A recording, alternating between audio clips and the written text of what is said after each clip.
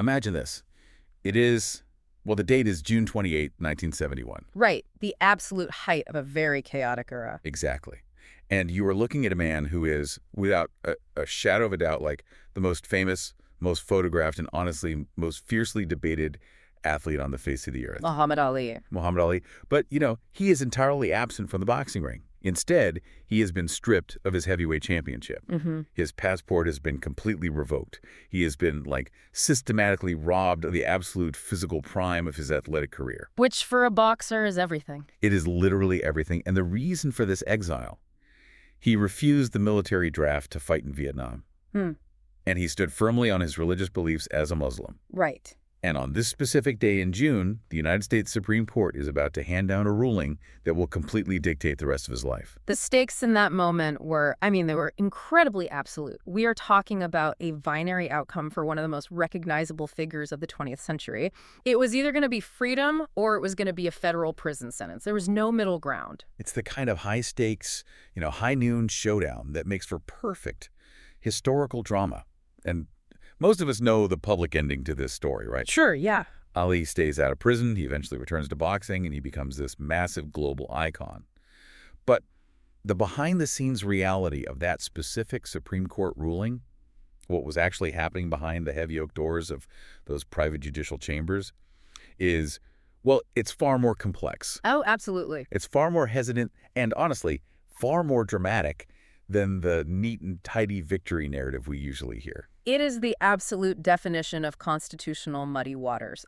The public saw what looked like a decisive, unanimous victory for religious freedom. Right, a clean win. Exactly. Yeah. But if you look at the private internal mechanics of the court during those months, you find a profound, agonizing struggle.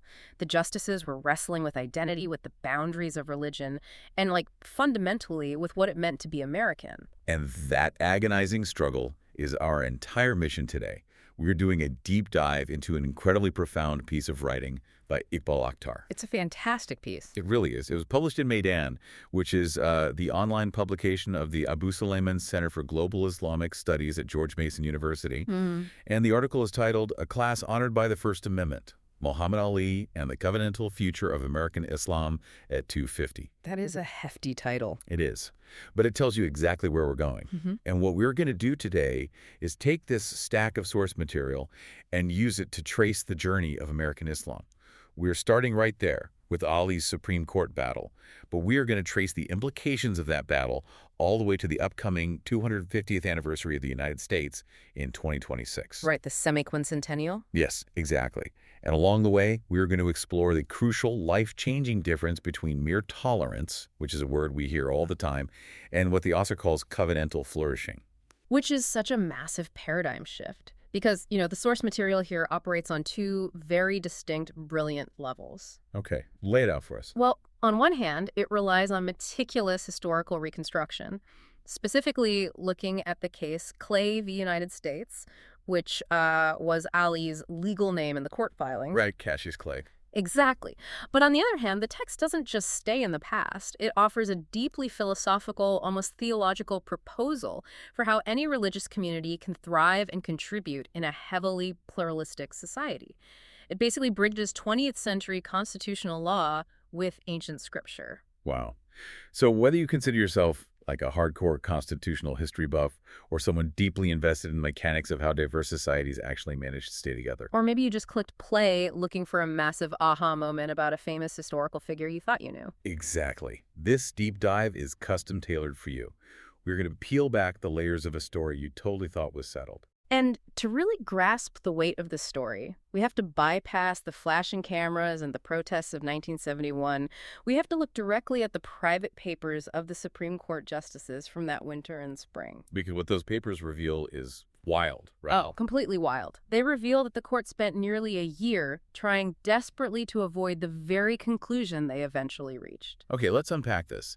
Because according to the text, the Supreme Court did not start out wanting to hand Ali a victory. Not at all.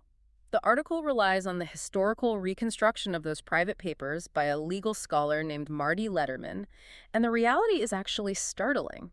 Initially, the Supreme Court was poised to affirm Ali's draft evasion conviction. Wait, so they were going to send him to jail?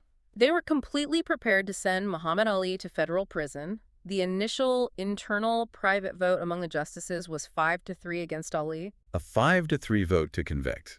Let's just sit with that for a second.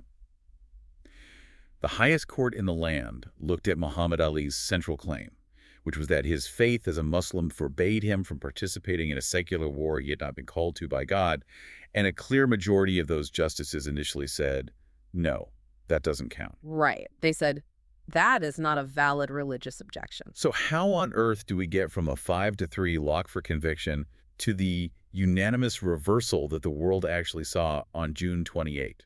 Like, what broke that initial majority? It all came down to the conscience and really the sudden realization of one single justice, John Marshall Harlan. Okay, Justice Harlan. Yeah, and Harlan was a conservative stalwart. He was firmly part of that initial 5-justice majority, ready to affirm the conviction. So he was fully on board with sending Ali to prison. Totally. He viewed Ali the way much of the establishment viewed him back then, as a political agitator using religion as a convenient shield to dodge the draft.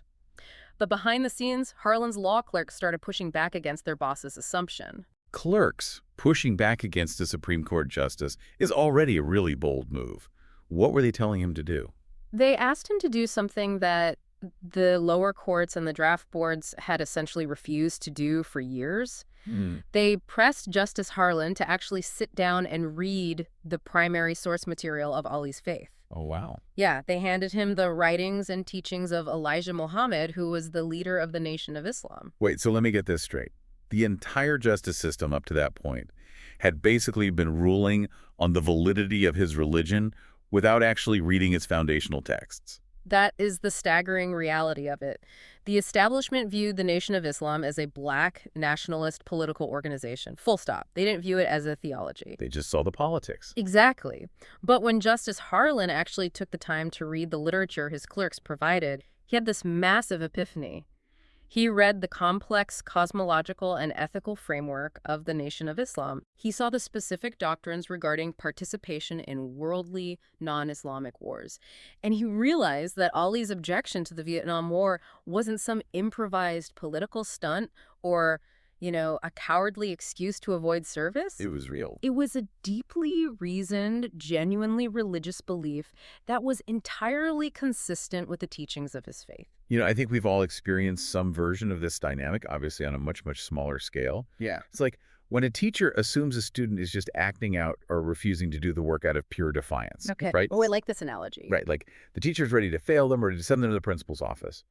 But then something forces the teacher to actually read the student's essay, to look at the actual words on the page. Mm-hmm.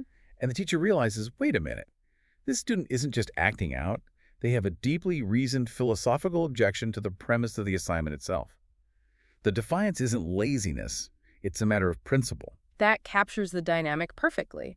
I mean, the court, representing the American establishment, initially viewed Ali as this defiant, troublesome student. Yeah. But Harlan, by actually engaging with the text, recognized the vast theological architecture behind the defiance. He realized he could not legally distinguish Ali's religious sincerity from the sincerity of, say, a traditional pacifist. Right. It was the exact same legal principle. Exactly. And because of that realization, Justice Harlan changed his vote. He decided he had to rule in Ali's favor. Which completely blows up the math for the court. Oh, totally. If Harlan switches sides, that 5-3 majority for conviction completely disappears. It becomes a 4-4 split. Wait, why 4-4? Weren't there 9 justices? There were, but Justice Thurgood Marshall had recused himself from the case due to his previous role as Solicitor General, so they were down to 8. Okay. And a 4-4 tie in the Supreme Court is a nightmare scenario for a case like this, isn't it? Because a tie means the lower court's ruling just stands, meaning Ali still goes to prison, but it happens without any unified Supreme Court precedent or explanation. A tie would have been a catastrophic failure of the court's duty to provide clarity on constitutional law. But the text asserts that this deadlock terrified the justices for a much deeper, more profound reason. What was it? Well, if they managed to find a majority to rule squarely in Ali's favor on the merits of his religion, it meant answering a foundational question that the 1971 court was absolutely terrified to touch. And what was that question? The question was this: Does a black Muslim boxer's conscience deserve the exact same constitutional dignity, the exact same legal deference that American law had long extended to a white Quaker's conscience? Wow. Okay, that is the entire tension of the era crystallized into one legal question. Because, let's be honest, the legal system already knew how to handle Quakers. Oh, absolutely. They had it down to a science. Right. Quakers had been recognized as conscientious objectors for a very long time. Their brand of pacifism was completely legible to the American legal system. Yes. It was Protestant adjacent, it was largely white, it was familiar, and generally non-threatening to the status quo. The Quaker objection was viewed as a respectable, quiet dissent. Muhammad Ali was none of those things. Definitely not quiet. No. Oh. He was black, he was incredibly vocal, and he was a prominent member of the Nation of Islam, which is a group the FBI and the political establishment viewed with immense suspicion and hostility. So recognizing Ali's faith as equal to a Quaker's faith would mean legally forcing the entire country to expand its definition of what constitutes an American conscience. It would legitimize a black Muslim framework of belief at the absolute highest level of constitutional law. And the court, staring down the barrel of that massive societal shift, effectively blinked. They choked. They really did. They realized they had to free Ali to avoid the disaster of a 4-4 tie and a total public relations nightmare, but they could not bring themselves to write a sweeping, landmark decision validating his religion. So they looked for an escape hatch. The text calls it a face-saving procedural exit. How did they actually thread that needle? Because we know Ali walked away a free man, but he didn't get the sweeping religious liberty victory he arguably deserved. The legal workaround was engineered by Justice Potter Stewart. The court basically scoured the paper trail of Ali's appeals, just looking for a technical error, any technical error. Okay. And they found one in the advice the Department of Justice had originally given to the Draft Appeal Board years earlier. What was the error? Well, the Department of Justice had essentially given the appeal board 3 different reasons why they should deny Ali's conscientious objector claim. They argued his beliefs weren't truly religious, that they weren't sincerely held, and that he wasn't opposed to all wars, just this specific one in Vietnam. Okay, 3 separate strikes against him. Right. But the appeal board denied Ali without stating exactly which of those 3 reasons they were relying on. They just issued a blanket denial. Ah, I see where this is going. Right.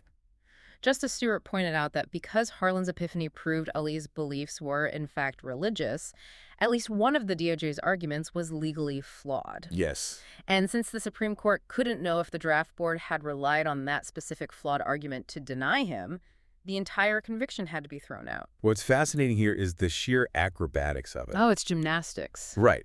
They didn't exonerate his religion. Yeah. They didn't come out and say Islam is a valid American faith. They basically said, the paperwork from the DOJ was too messy for us to uphold a prison sentence. Exactly. The hesitation is the most instructive part of this entire historical episode. The highest law in the land hesitated.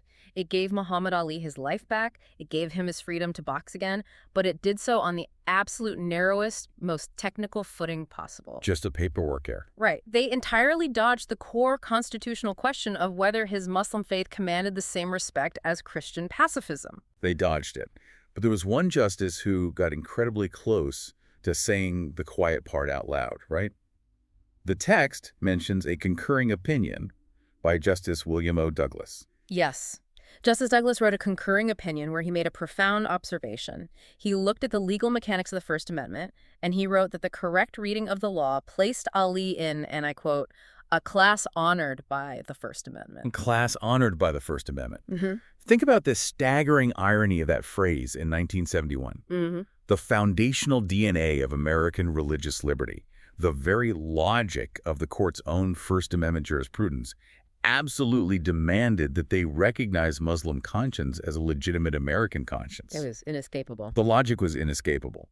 But the cultural prejudice of the time was so strong that they couldn't quite bring themselves to decree it out loud as a unified court. And the author of our source text points out that this case is not just, an interesting footnote in sports history or legal trivia. Right. It is a defining parable. It represents the long, agonizing negotiation of American Islam simply trying to secure a place inside the nation's constitutional covenant. It was the moment the legal system was forced, against its will, to reckon with the presence of Islam not as some distant foreign entity, but as a living, breathing American reality. And that idea that Islam was historically viewed as a quote-unquote foreign entity, that sets up something I found incredibly compelling in this article. Because that struggle the Supreme Court had, that inability to view Ali's faith as inherently American, is rooted in a massive historical blind spot. Oh, massive one. We operate on this default assumption that Islam is a new arrival to the United States. Yeah. And the text we are diving into today completely shatters that assumption with historical receipts. It absolutely does. The author makes a definitive, critical pivot here from the legal jurisprudence of the 1970s to the deep historical footprint of Islam in the Americas. Right. The text explicitly argues that if we want to understand the future of American Islam, we have to correct the timeline. Muslims were not late arrivals to the American story. To back this up, the article brings in some really heavy-hitting scholarship. It cites historians like Kambiz Ghani Basiri, who has documented extensively that a significant portion of the enslaved Africans brought to these shores against their will were, in fact, practicing Muslims. Yes. We are talking about people who brought Islamic belief, Islamic prayer practices, and Quranic memory with them across the Atlantic. The text makes it undeniably clear. Islam has been woven into the fabric of American life since before the Republic itself was even declared. This is a crucial historical corrective for how we view the founding era. It really is. Because when the average person thinks of the founding of the nation, the religious narrative is almost exclusively framed as Judeo-Christian, right? With a very heavy emphasis on various Protestant denominations. Right. Pilgrims and Puritans. Exactly. But the brutal demographic reality of the transatlantic slave trade meant that Islam was physically present on American soil in the minds and practices of enslaved people who were literally building the economic foundation of the nation from its earliest colonial days. So when we fast forward back to the 20th century and we look at Muhammad Ali and the massive black Muslim resurgence that he was a part of, we shouldn't view it as some strange novel cult popping up out of nowhere to disrupt the 1960s. Not at all. And the author cites scholars Sherman Jackson and Edward Curtis to make this point emphatically. The mid-century black Muslim movement, whether it was the Nation of Islam or the broader transition into Sunni Islam that many African-American Muslims later made, was not a deviation from American religious history. Okay. It was one of its most consequential native expressions. It was a reclaiming of a severed historical tie. I really want to pause and highlight a specific phrase the author uses to describe this movement because it is brilliant. The article describes the mid-century black Muslim community as a group that was theologizing its own dignity in the face of a country that withheld it. That's such a heavy phrase. It is. Let's dive into that. What does it actually mean to theologize your own dignity? It is an incredibly powerful framing. Think about the social reality of a black man in America in the middle of the 20th century.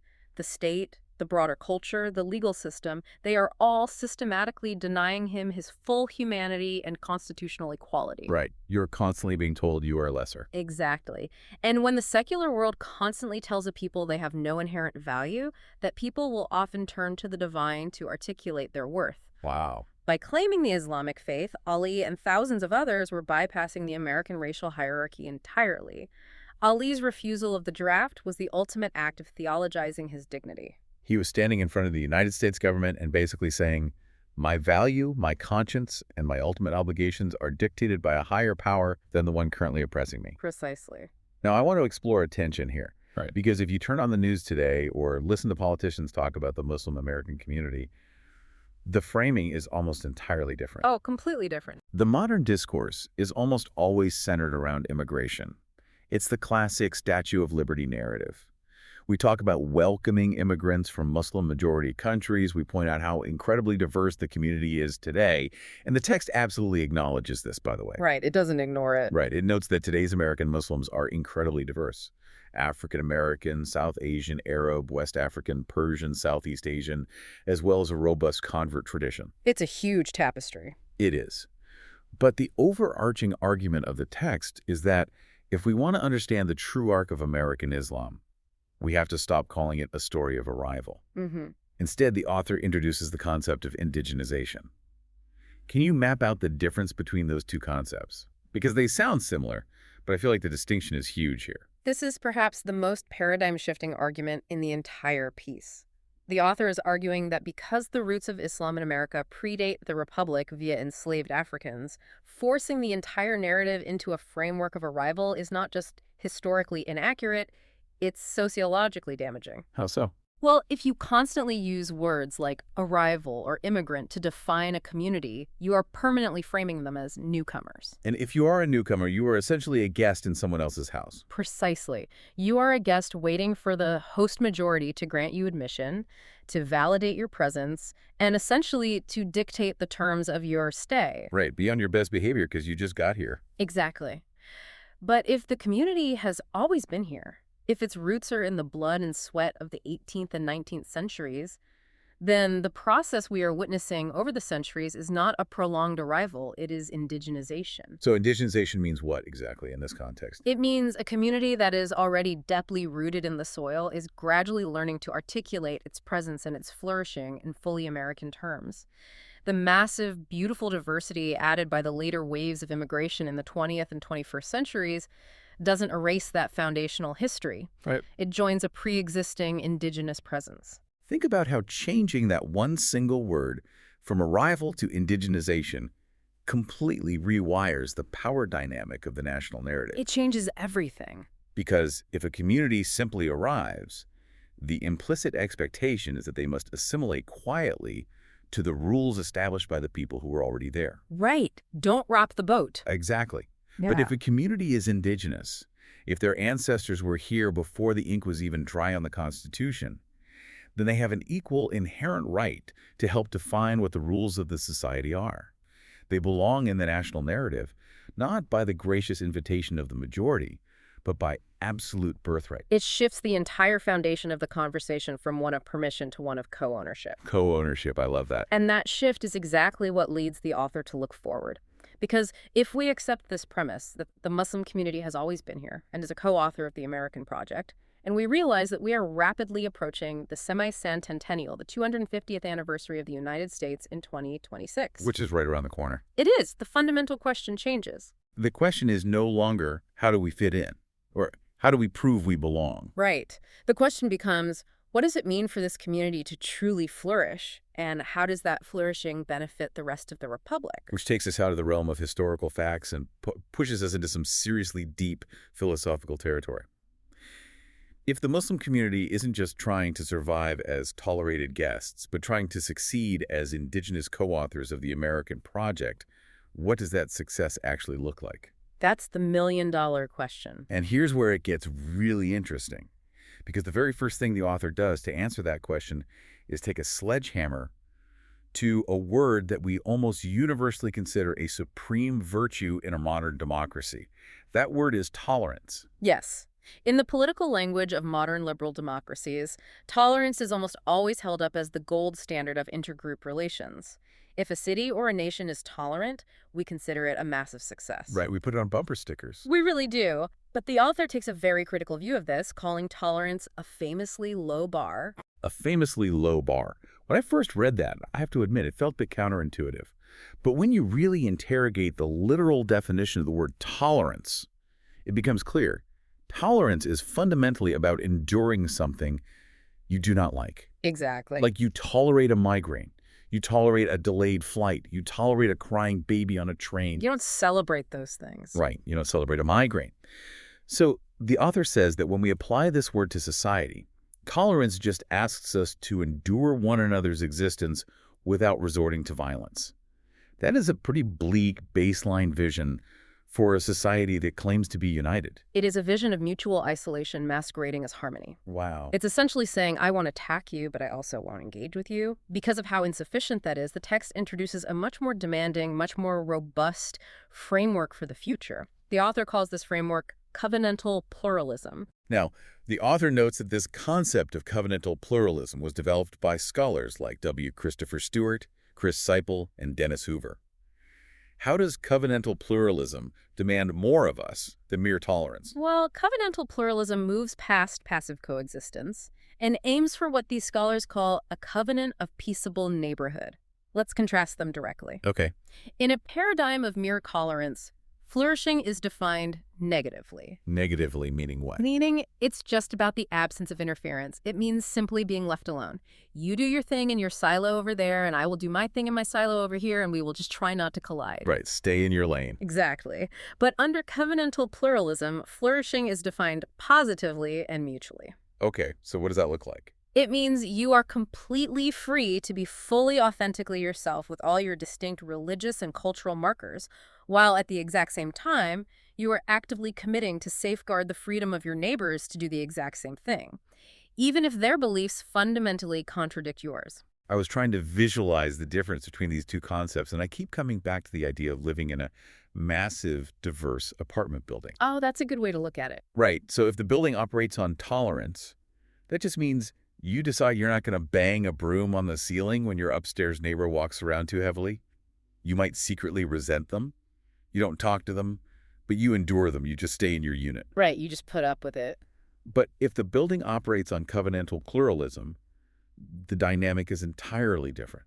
It means you are actively working together with that neighbor to make sure the building's foundation is safe. You are attending the co-op meetings to make sure the roof doesn't leak on their apartment and making sure the heat works for every single unit.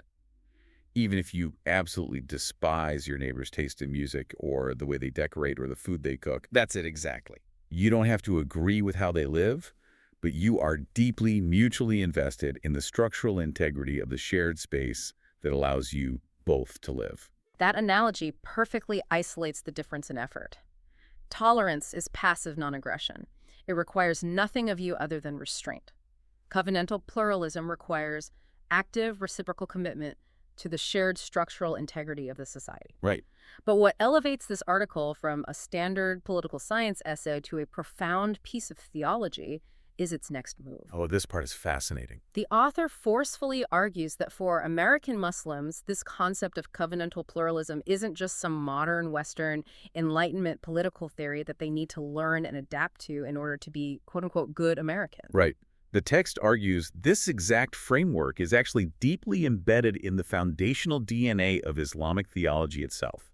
This isn't an import from Western liberalism. It's intrinsic to the faith. Exactly. The author roots this mandate for pluralism directly in the Quran itself. The text specifically highlights chapter 49, verse 13, which introduces the critical concept of litarafu. Litarafu. The translation the author provides for this phrase is incredibly striking. It translates to the idea that God intentionally made peoples and tribes distinct, specifically so that they might come to know one another. The theological implications of that verse are staggering, especially when contrasted with how many religious traditions historically viewed outsiders. Right. Usually outsiders were seen as threats or heathens. Exactly. But this means that human difference, whether it's ethnic difference, cultural difference, or religious difference, is not a mistake. It's not a flaw in the system. No, it is not a punishment or a consequence of the fall of man. It is a feature of divine intent. God wanted diversity so that humanity would be compelled to cross those boundaries and engage in the hard, intellectually rewarding work of mutual understanding. That is beautiful. Because if everyone were exactly the same, there would be no friction to produce empathy or knowledge. So in this theological framework, diversity isn't a problem to be solved or managed. It's a divine curriculum to be studied. That is a great way to phrase it. And what I appreciate about this source text is that it doesn't just leave this as a lovely abstract theological concept floating in the clouds. It grounds it in a literal historical precedent. It points to a political document drafted over a millennium before the American Republic even existed. Let's look at the Afat al-Medina. What is this document, and why is the author bringing it up in a discussion about America in 2026? Right. So the Afat al-Medina, which is commonly known as the Constitution of Medina, is one of the most vital foundational documents in early Islamic history. To set the scene, when the Prophet Muhammad migrated from Mecca to the city of Medina, he didn't find a monolithic society waiting for him. He didn't just walk into a town where everyone agreed with him. Not at all. He found a highly diverse, highly fractured, and often volatile environment. There were various Muslim factions, several powerful Jewish tribes, and different pagan groups. It was a powder keg. Okay. To prevent the city from tearing itself apart, he drafted this covenant. And what were the actual mechanics of this covenant? Because I think to the modern Western ear, the idea of a 7th century religious document governing a city Sounds like it would be inherently exclusionary or theocratic in a way that suppresses minorities. That is definitely the modern assumption, but the historical reality of the document is quite the opposite.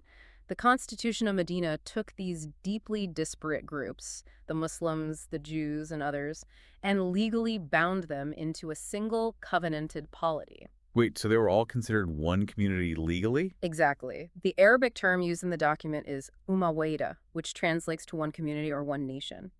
Despite their profound, irreconcilable religious differences, they were bound by mutual civic obligations. Like what? Well, for instance, they were required to defend the city together against outside attacks. It was a mutual defense pact. But crucially, the document explicitly protected the freedom of conscience, the internal governance, and the religious practice for the Jewish tribes right alongside the Muslims. That's incredible. They were distinct religiously, but united civically. Let that historical fact sink in for a moment. We are talking about the 7th century. Centuries before the Enlightenment, centuries before John Locke wrote about religious tolerance.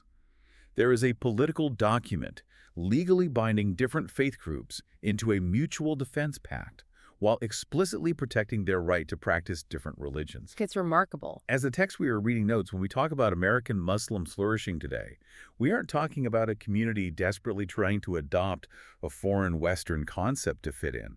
We are talking about a community exercising an ancient mythokwan, ancient covenant, in a new geographical landscape. And it creates a seamless philosophical bridge. It connects the highest, most aspirational ideals of the American First Amendment directly to the foundational political actions of the Prophet Muhammad in Medina. Oh. Yeah.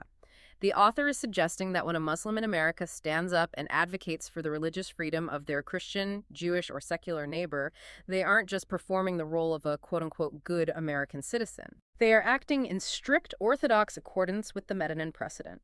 Civic duty and religious fidelity become the exact same action. And that connection brings us to a part of the text that has a very sharp, very practical edge. Yeah. Because the author doesn't just use this Constitution of Medina as a historical fun fact. They use it to aggressively critique how we handle interfaith relations in the modern world right now. Yes. The text makes a radical claim about the true nation of interfaith dialogue. Often, in modern American society, interfaith dialogue is treated as a nice, optional, extracurricular activity. Oh, totally. It's viewed as something for the unusually pious or the retired to do on a Tuesday night at the local community center. Or worse, and far more cynically, it is treated as a defensive public relations strategy. Oh, I know exactly what you mean. A crisis happens internationally or domestically, suspicions arise in the media about the Muslim community, and suddenly a local organization rushes to schedule an interfaith dinner photo op with a rabbi and a pastor to show everyone how friendly and unthreatening they are. Exactly. It becomes crisis management. It becomes transactional. Right. But the author argues that if a community truly believes in covenantal pluralism, then interfaith solidarity cannot be transactional PR. It must be viewed as a strict covenantal obligation that is intrinsic to the faith itself. So what does that actually look like in practice? The author states unequivocally that when any place of worship is attacked in America, whether the target is a synagogue, a church, a gurdwara, or a mosque, the covenant of the peaceable neighborhood is breached. And the response to that breach can't just be a generic statement of thoughts and prayers issued from a comfortable distance. No. The text is very demanding here. It says the obligation isn't sympathy from afar, but solidarity rendered up close, at cost, and in person.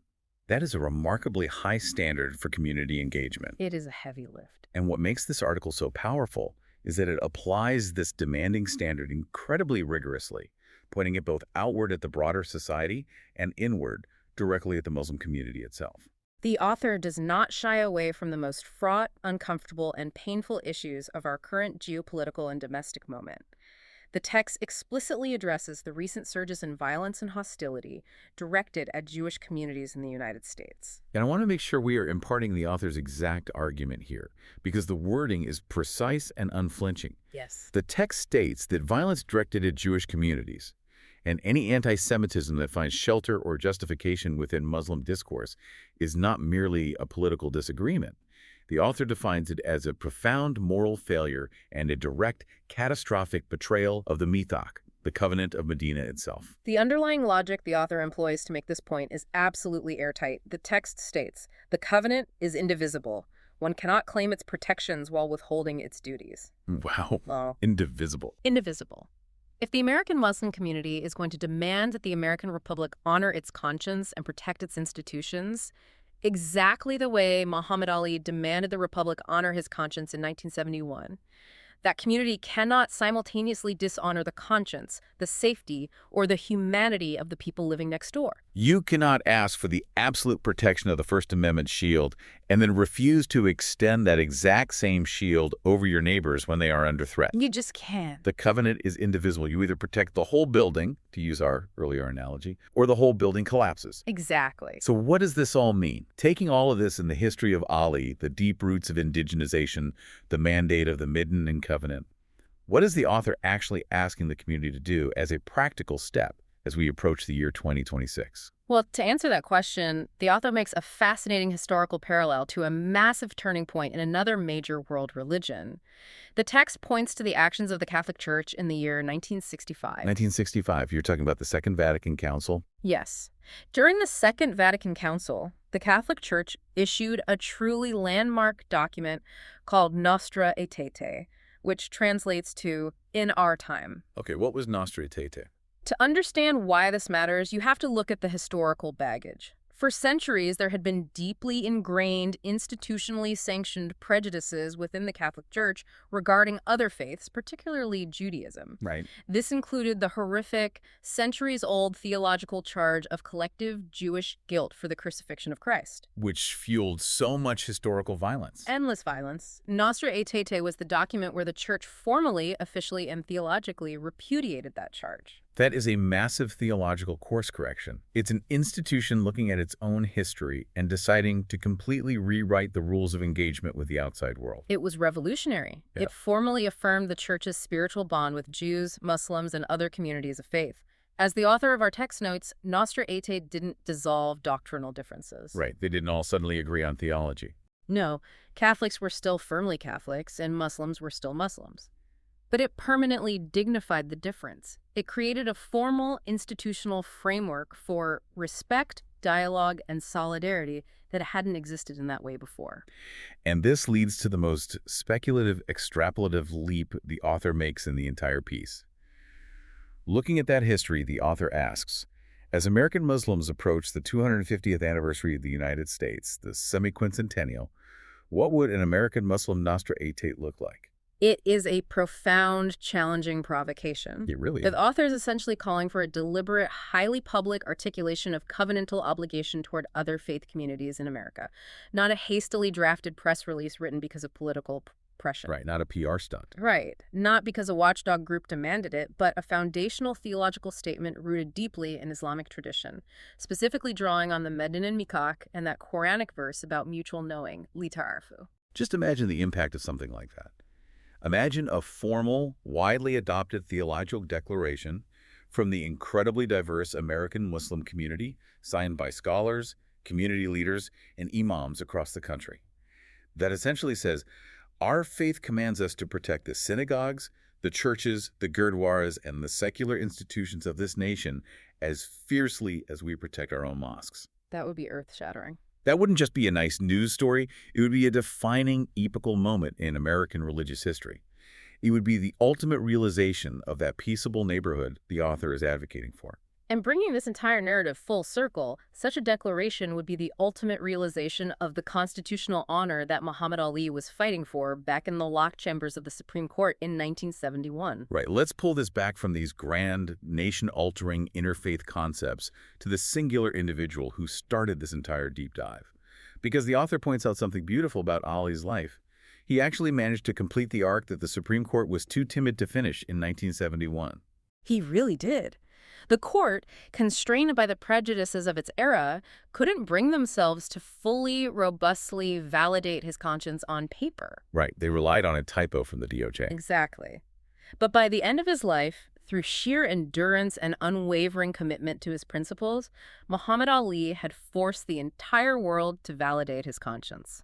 When he passed away in 2016, he wasn't just remembered as a phenomenally gifted boxer. He was a global emblem of moral courage. Universally recognized. I remember watching his funeral. It was broadcast globally, and it was a massive cultural event. And the text points out a very specific, deliberate choice about that event. His funeral was intensely interreligious. It was incredibly intentional. Yeah, he had leaders from multiple faiths, Jewish leaders, Christian leaders, secular figures speaking, mourning him and celebrating his life. That funeral was the visual manifestation of covenantal pluralism. By the end of his life, Ali truly inhabited that elevated space Justice Douglas described in his concurring opinion. The class honored. He was unequivocally, in the eyes of the law and the culture, a member of that class honored by the First Amendment. Yes. But the text offers a very poignant, sobering analysis of this timeline. It says, and I want to quote this exactly, "The honor was always there in the founding promise. The nation simply took time to extend it, and Ali took the blows of that delay." Ali took the blows of that delay. That line is haunting.